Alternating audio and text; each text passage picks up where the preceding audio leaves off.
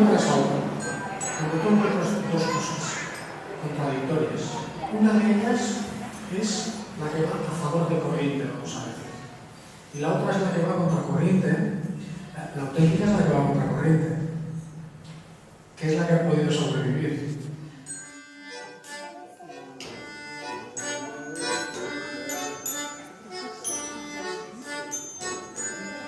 Se trata de estructurar la mitología vasca, que es algo que hasta ahora pues, no se ha hecho. Lo que yo intento hacer es dar un sentido, organizarlos por ciclos y explicar para qué servía cada cosa, en qué momento se usaba y qué les aportaba.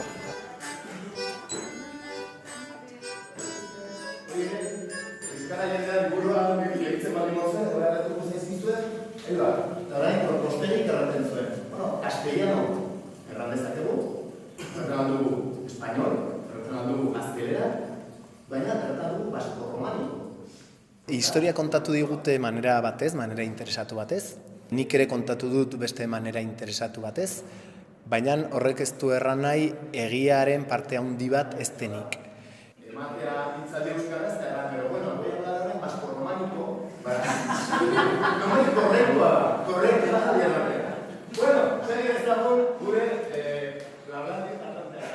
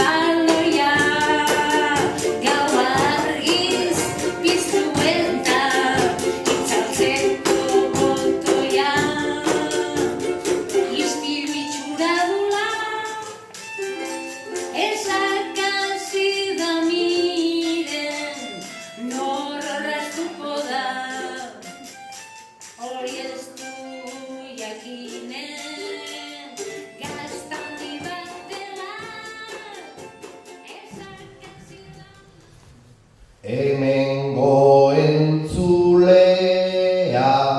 beti aipagarri. Orain serio dauden lehen eiten zuten irri. Batzuk ez dira alferrik atzean jarri.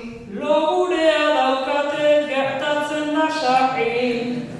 Kantatu nahi duenak holtzara etorri. Kantatu nahi duenak holtzara etorri. Ta atzeko horiek normala ez da izaten. Hor dabiltza izkutuan laztanak ematen. Auskalo zerroelito zelige daukaten. Zertan ari zarete alde egin dezaten. Ari dira elkarri joaneteak jaten.